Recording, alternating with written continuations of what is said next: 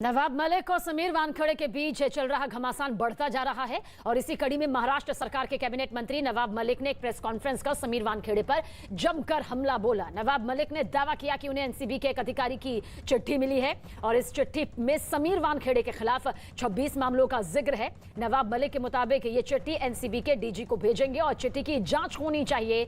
इससे पहले आज सुबह नवाब मलिक ने ट्वीट कर दावा किया था कि जल्द ही वो स्पेशल 26 जारी करने वाले हैं। नवाब मलिक का आरोप है कि क्रूज ड्रग्स केस में करीब 1000 करोड़ की वसूली की गई और यह वसूली मालदीव में हुई। यही नहीं, उन्होंने ये भी कहा कि समीर वानखेड़े के पिता की शादी 75-76 में हुई थी और उन्होंने गलत फायदे उठाए हैं। यही नहीं, उन्होंने उनकी पेंशन भी बंद करने की बात कर प्रेस कॉन्फ्रेंस के दौरान नवाब मलिक ने आरोप लगाया कि समीर वानखेड़े ने इस्लाम धर्म अपनाया और धर्म परिवर्तन किया। उन्होंने ये भी दावा किया कि उनके दामाद को फर्जी तरीके से जेल में बंद किया गया। तो गंभीर संगीन आरोप यहां पर नवाब मलिक के जरिए लगाए गए। लेकिन जिस चिट्ठी का वो जिक्र कर रहे हैं, उन्होंने कहा कि गुप्त नाम के आधार पर वो चिट्ठी उन्हें मिली, उन्हें एनसीबी के ही अंदर खेमे से भेजी गई, जिसके बाद उन्होंने इस पूरी चिट्ठी को ट्वीट भी किया जिसमें 26 फर्जी मामलों का जिक्र किया गया है जो उनके हिसाब से फर्जी मामले हैं और जिन्होंने भेजा पूरी डिटेल के साथ जिक्र किया गया है। और अब नवाब मलिक कह रहे हैं कि इस पूरे मामले को लेकर जांच होनी चाहिए। कुछ देर पहले प्रेस कॉन्फ्रेंस भी यहां पर नवाब मलिक के जरिए की गई। दरअसल कई गंभीर आरोप समीर वानखेड़े के ऊपर नवाब मलिक लगा चुके हैं। ये आरोप लगातार अब उनके जरिए सामने आ रहे हैं और अब इसी कड़ी में जुड़ गया है लेटर।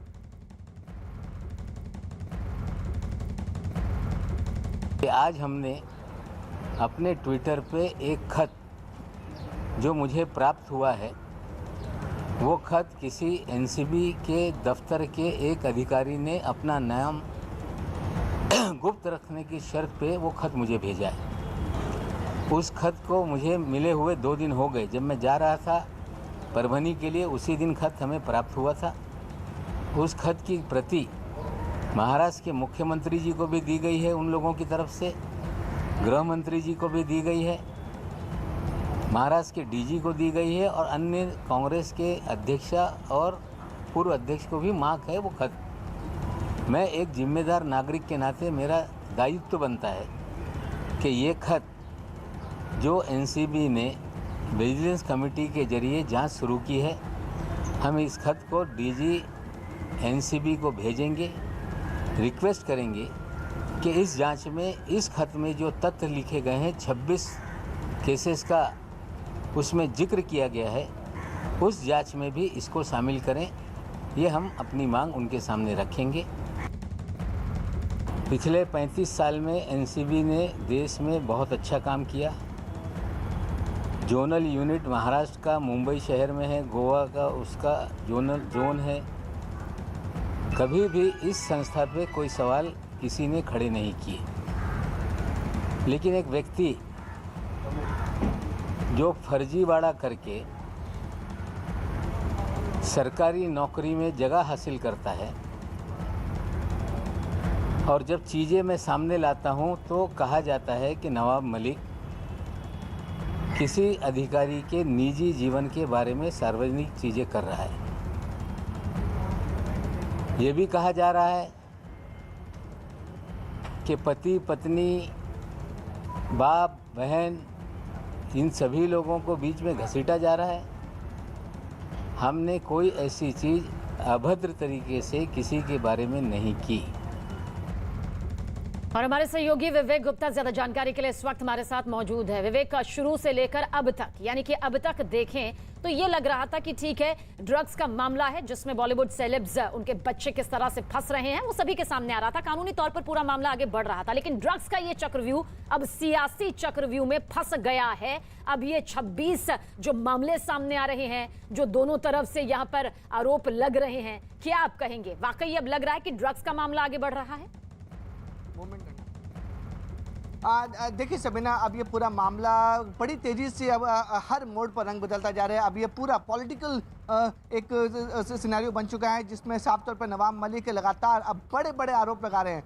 नवाब मलिक ने दावा किया है कि उनके पास एक अननोन चिट्ठी आई है और ये चिट्ठी और किसी ने नहीं बल्कि दावा किया जा रहा है कि नारकोटिक कंट्रोल ब्यूरो के एक अधिकारी ने ये चिट्ठी नवाब मलिक को लिखी है और उस चिट्ठी में साफ तौर पे बताया गया है कि जब से Sameer Wankhede Mumbai narcotic control bureau के जोनल डायरेक्टर बने हैं तब से उन्होंने बॉलीवुड के कई सेलिब्रिटियों के ऊपर मामला दर्ज कर पैसा उगाने की कोशिश की गई है।